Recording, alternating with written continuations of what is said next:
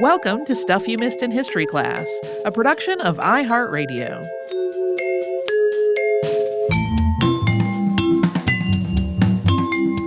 Hello and welcome to the podcast. I'm Holly Fry. And I'm Tracy V. Wilson.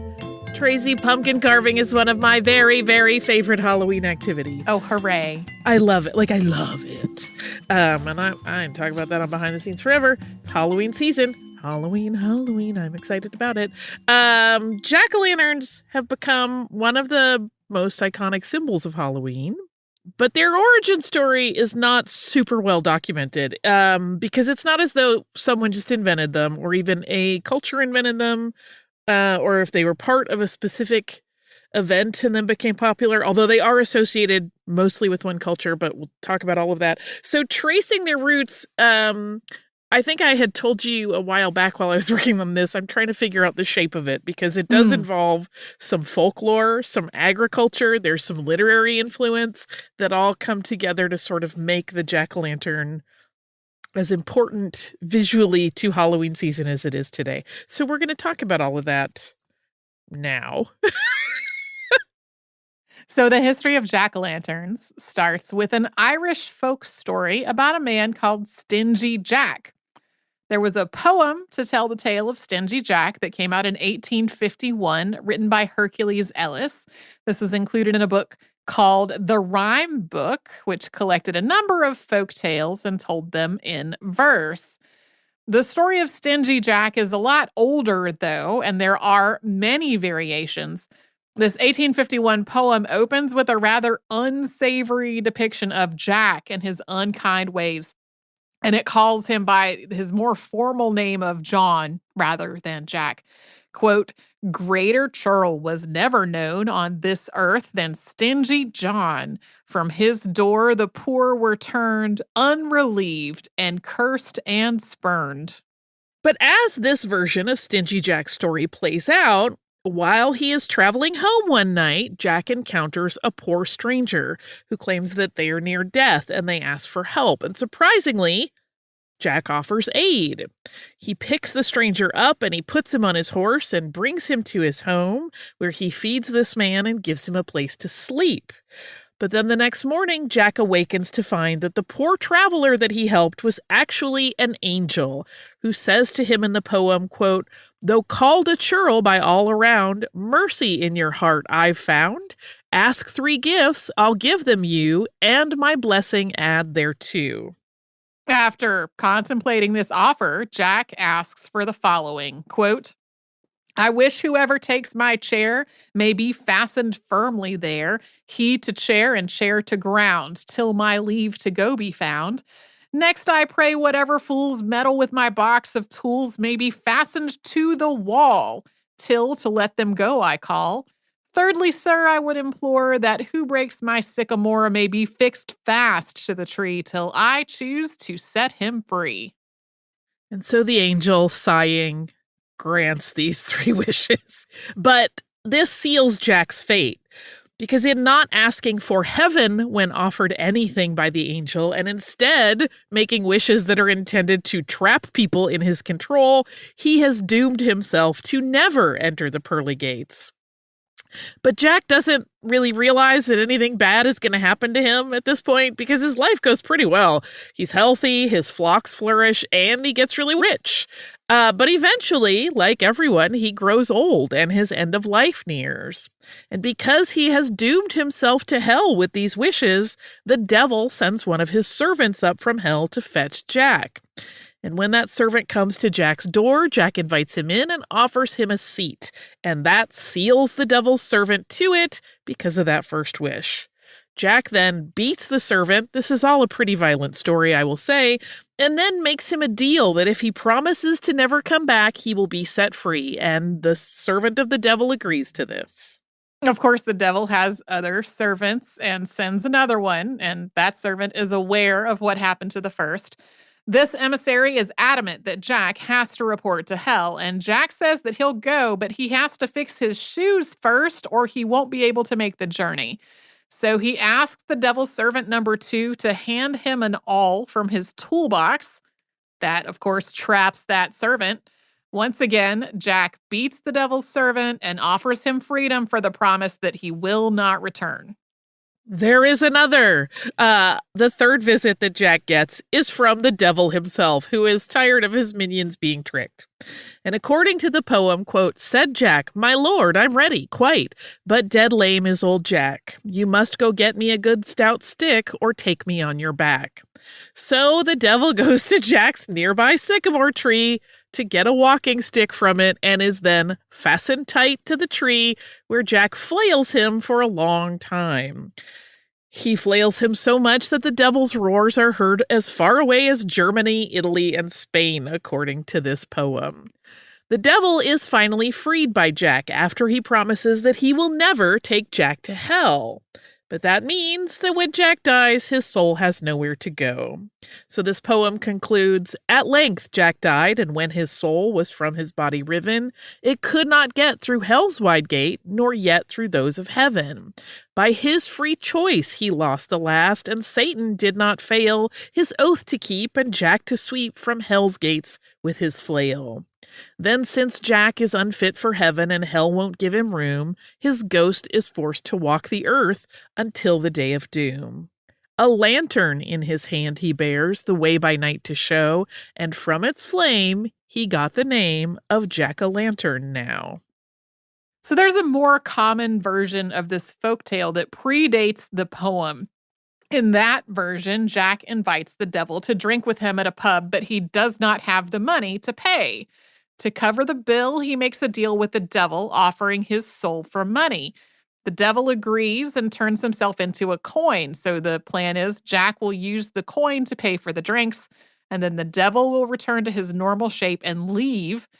But Jack does not pay his bill with the devil coin. Instead, he walks out on the bill and puts the coin in his pocket along with the cross. That keeps the devil from assuming his true form. And eventually, Jack decides to let the devil free from this trap for a reason that is usually determined by the teller's choosing, like guilt or fear. And he makes the deal with Satan at this moment that in exchange for freedom, the devil cannot bother Jack for 10 years. That seems like a foolish deal to make, but whatever. When the devil sees Jack again after that allotted period has passed, he gets tricked again. This time, Jack says he will go willingly after he has an apple from a tree that is not too far off from where this conversation is taking place, and he asks the devil if he will climb up into the tree to fetch an especially good apple. The devil obliges. Clearly, the devil is kind of a ding-dong in these stories because he just gets tricked over and over. And while Satan is up this tree, Jack carves a cross on the trunk, and that prevents the devil from getting down. Once again, Jack frees the devil, this time makes a deal that his soul cannot be taken to hell when he dies. The devil agrees and is freed, and both of them just go about their business until Jack does finally die of old age. At that point, he's refused entry into heaven and sent by St. Peter to hell, but the devil can't take him either, per their previous arrangement. So instead, he gives Jack a small flame from the fires of hell. Jack puts the flame into a carved-out turnip to use as a lamp, and because his soul can't go to heaven or hell, he just wanders the earth until Judgment Day with this little turnip light. Yeah, sometimes that's described as a flame, sometimes as a burning charcoal from the fires of hell, or a spark. It comes up a little bit differently.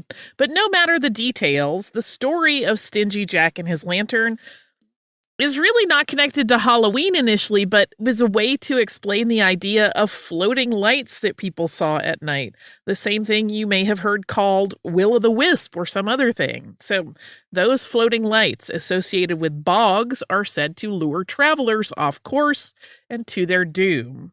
They are described as being perpetually out of reach, so as a person approaches, they seem to move away. And there is a scientific explanation for this phenomenon. There are a couple, actually. So it's believed that marsh gas, which is high in methane, sometimes produces light as the flora around it decomposes and creates a chemical reaction. That's a process called chemiluminescence. The other explainer is bioluminescence, which happens when a chemical reaction produces light in living organisms and is not a decomposition thing. But before that science was understood, the various myths and lore were used to explain those bog lights. And other cultures have completely different explanations for this phenomenon, but this Irish folk tale is the one that gives rise to the jack-o'-lantern. This also reminds me of the Mako light, which we just talked about. Yes. So, how did this tale of the doomed, untethered soul of Stingy Jack lead to kids carrying plastic pumpkins around during trick-or-treat time? We're going to talk about the history of the pumpkin before we get to that, and we will do that after a sponsor break.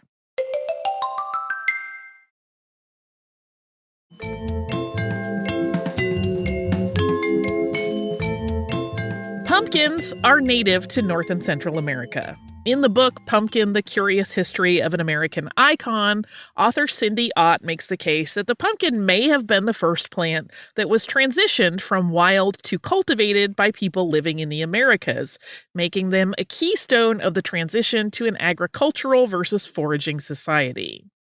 The oldest cultivated pumpkin seeds we know of came from the Oaxaca highlands in Mexico, and they're somewhere between 8,000 and 10,000 years old. That, according to Ott, makes them 2,000 years older than any known corn or bean seeds. But those early pumpkins were nothing like the behemoths you can find today at a supermarket. They were small. Their range was pretty close to a modern regulation baseball or a softball in range. The reasons that pumpkins became so popular among early American cultures is one that's debated. They would not have been the very fleshy, sweet version that we have today, but a lot more bitter with a thinner wall of flesh until they were selectively bred for having a bigger size and sweeter flavor. But they were consistent and reliable as a crop. One of the reasons that sprouting pumpkin seeds is a popular classroom activity today is because it is really easy to do. Pumpkins grow quickly, and they would have added variety to the diet of early agrarian groups.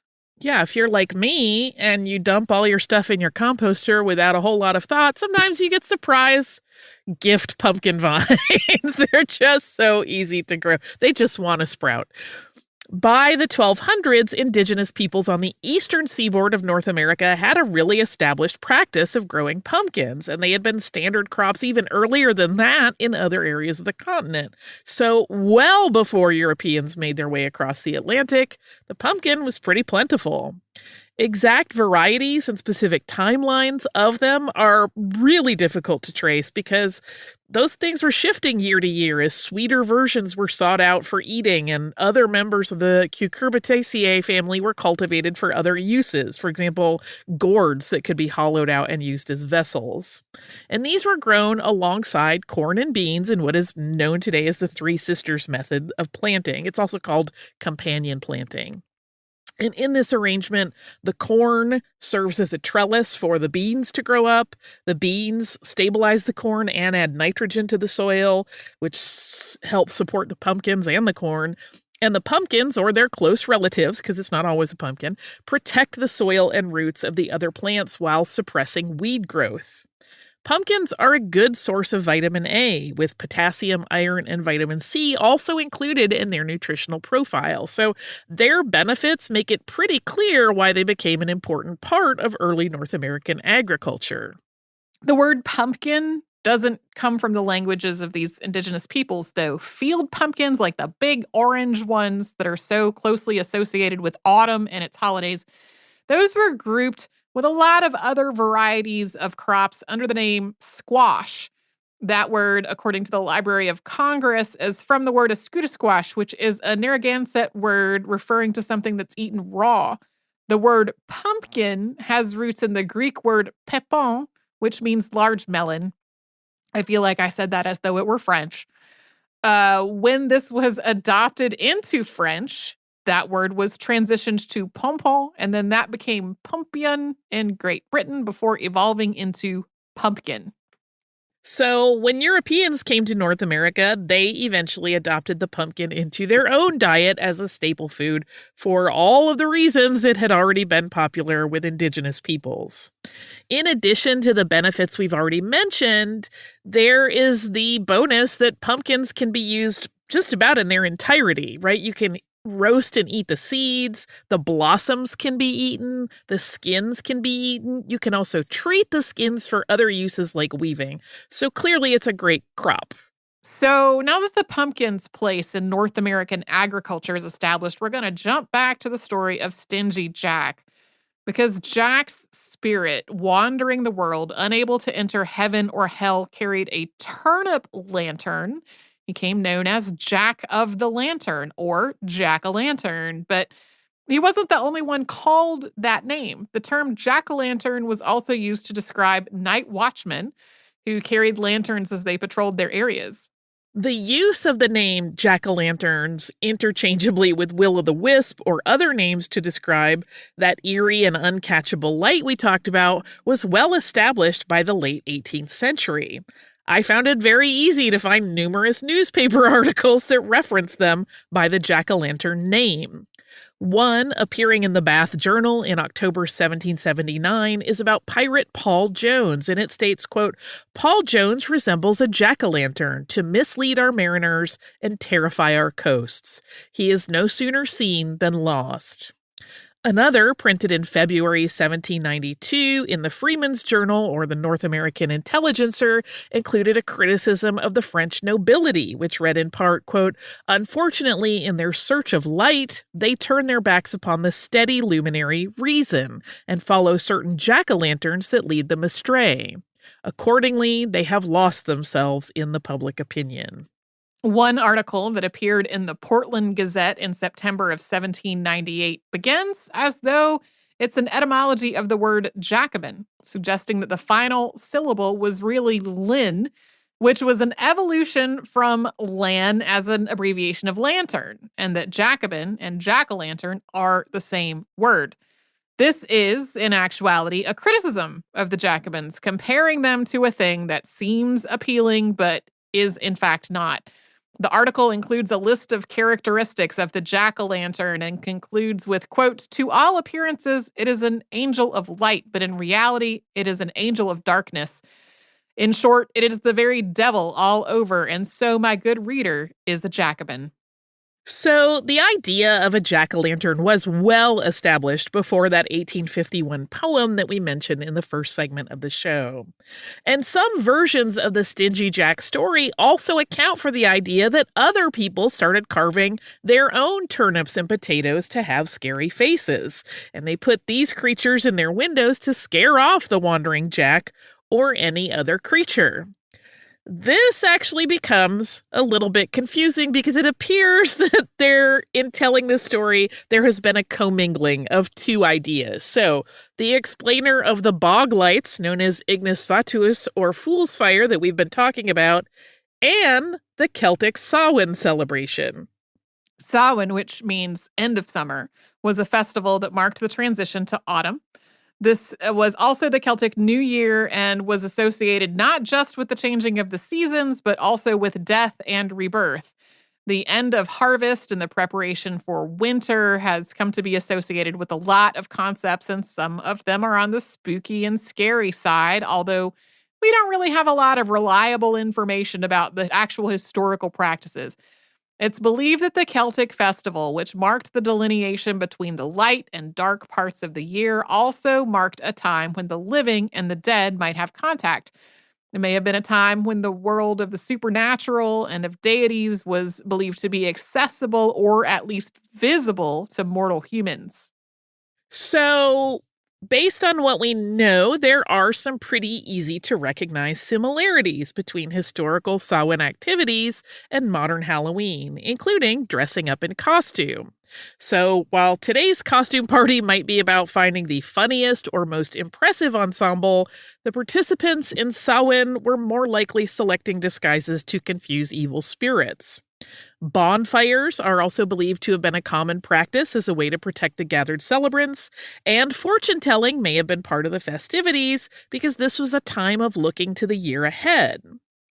After the Romans defeated the Celts in the 1st century, Celtic paganism was subsumed into Christian ideology through a careful rewrite of the narrative of the meanings of various practices, kind of along the lines of, "Oh, no, that thing you've always done has actually been a Christian thing all along." This was especially the case when All Saints' Day was declared in the year 609, and then it was handily moved a couple centuries later to coincide with Samhain. And this is when the day before All Saints' Day, known as All Hallows' Eve, started to develop the identity that we would come to recognize as the holiday of Halloween. Coming up, we'll talk about how this braiding together of folklore and holidays led to the jack-o'-lantern being a symbol of the season. We'll do that right after we hear from some sponsors that keep the show going.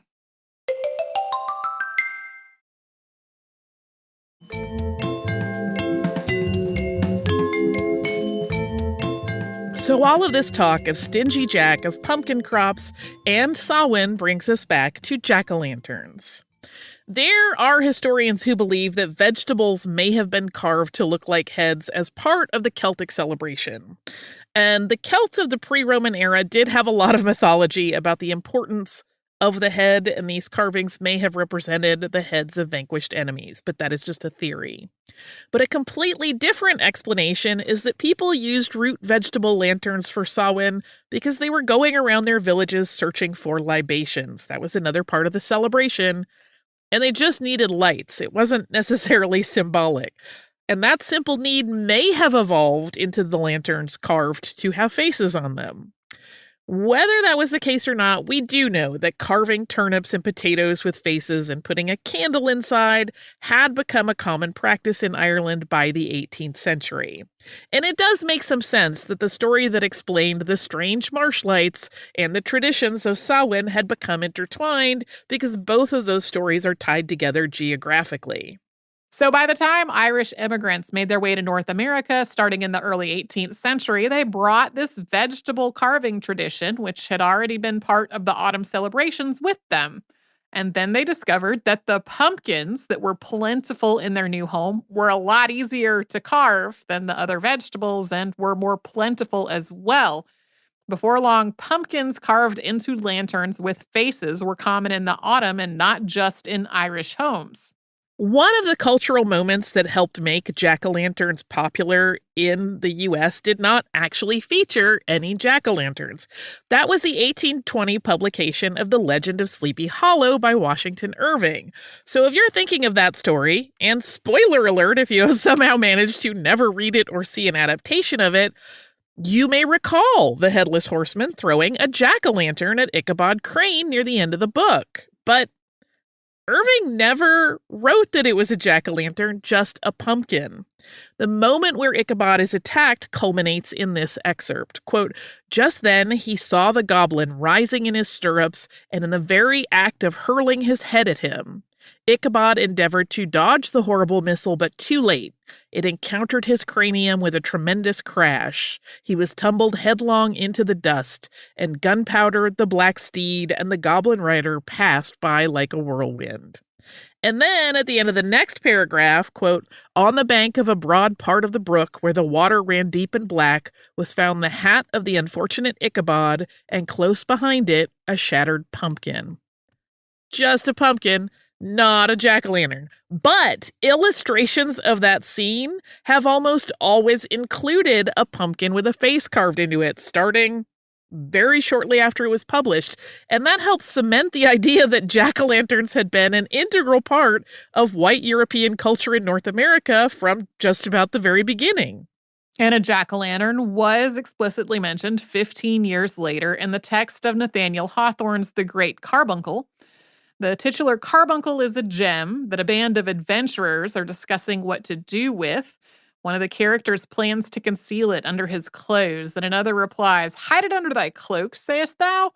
Why, it will gleam through the holes and make thee look like a jack-o'-lantern." It's unclear whether this reference means the carved pumpkin or the glimmering lights over a marsh. Hawthorne also describes a pumpkin jack-o'-lantern, but doesn't use that phrase in his 1852 story Feathertop. The character Feathertop is a scarecrow with a carved pumpkin for a head, and he comes to life. Yeah, I favor the side that in the carbuncle he means a carved pumpkin jack-o'-lantern, but it's up for debate. From there, the jack-o'-lantern started making appearances throughout poetry, stories, and art in the United States. You can find it on woodblock prints starting in the mid-19th century, and it was frequently seen on magazine covers during Halloween season by the 1920s. By the 1930s, as trick-or-treating became part of the standard Halloween fun, jack-o'-lanterns were considered an essential part of the festivities. So much so that an article in the Honolulu Advertiser from October 31st, 1931, appeared with the headline, "Waialua children use papayas for pumpkins to scare on Halloween." This article explains that because Honolulu did not have pumpkins, they still had to have jack-o'-lanterns, and so they used papayas. This write-up includes several stories of kids using them to scare people, including one where a kid hid in a hibiscus bush with his papaya jack-o'-lantern and scared passersby with it. Early trick-or-treaters used jack-o'-lanterns to light their way as they walked the neighborhood streets for their candy hauls. This meant that the lantern was just that. It was a light source, not a candy receptacle. Often these were made of materials like paper mache instead of actual pumpkins to make them easier to carry. These transitioned away from candles as the light to simple batteries with bulbs as safety concerns arose. And by the 1950s, plastic battery-powered pumpkin lanterns started to appear. Over time, the plastic jack-o'-lantern transitioned from guiding light to candy receptacle. In 1952, the Quad City Times of Davenport, Iowa, suggested a series of party ideas that one might stage for Halloween, all of which included one or more jack-o'-lanterns as decor. One was an apple and nut party for teenagers. I feel like if you pitch that today, you might get some shrugs. And another was a jack-o'-lantern supper that included sandwiches made with bread cut to look like jack-o'-lanterns. A look through almost any town's papers around Halloween season from the mid-20th century on shows loads of similar articles, although I never found a single one that mentioned Stingy Jack or warding away evil spirits. It was all just in fun. Today, of course, you can buy plastic jack-o'-lanterns in all kinds of colors and realistic-looking fake pumpkins for carving or already carved. Real pumpkins remain an important part of U.S. agriculture. In 2020, an estimated 1.5 billion pounds of pumpkins were grown in the U.S. Illinois has long been the country's top producer, with Pennsylvania, New York, Indiana, Michigan, California, Texas, Ohio, Wisconsin, and Virginia as the other big pumpkin states. And if you want to carve a real pumpkin, but you're not that confident about it, you can also buy all kinds of special pumpkin carving tools and kits to get that job done. And now the jack-o'-lantern is everywhere, and I'm a happy little ghoul. I have 2 pieces of listener mail, and they're both brief, which is why I'm including 2, and they feature apples, so that seems still in our autumnal zone. The first is from our listener, Tabitha, and it is titled Honey Fungus Hunting. Tabitha writes, "Hello, I just wanted to share that I was listening to your podcast about the Bramley apple tree being infected by honey fungus right as I was out hunting for honey mushrooms because they are edible. I am a certified wild mushroom forager, and I teach people how to safely ID and eat the honey fungus and how it does infect trees. Your podcast is my favorite. Thank you for all that you both do." Thank you for that, because I had not seen in any of my research on the tree that you could eat those. I will say, please do not go eat some mushrooms from near a tree based on this audio description. You need someone like Tabitha to guide you, who has done all of the training and research. Yeah, any mushroom identification requires like several different, not just, oh, this is growing near the tree and is honey colored. That is not enough. There are some honey colored mushrooms that grow near trees that can kill you.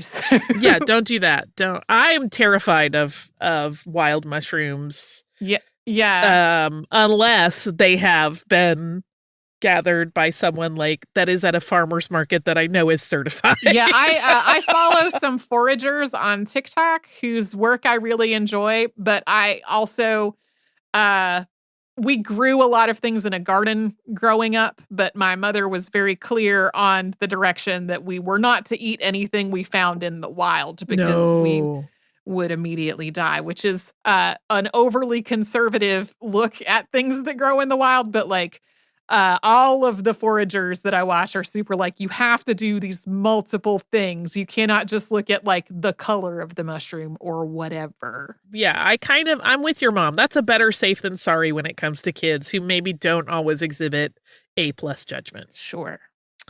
I know I didn't. My other email comes from our listener, Becky, who writes, Dear Holly and Tracy, your latest eponymous foods episode on the Macintosh and Bramley apples gave me a craving for apple pie. Of course, that calls for a trip to the orchard.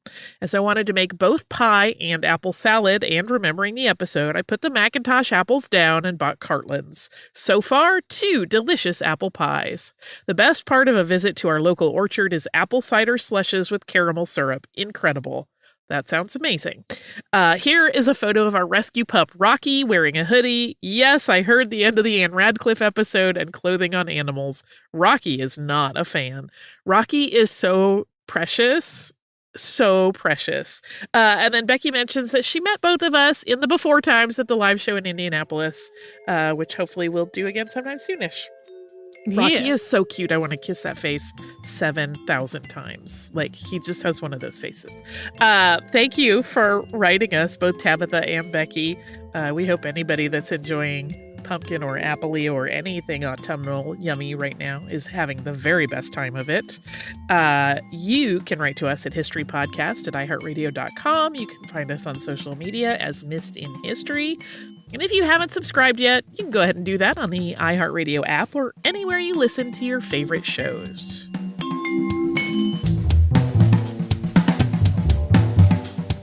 Stuff You Missed in History Class is a production of iHeartRadio. For more podcasts from iHeartRadio, visit the iHeartRadio app, Apple Podcasts, or wherever you listen to your favorite shows.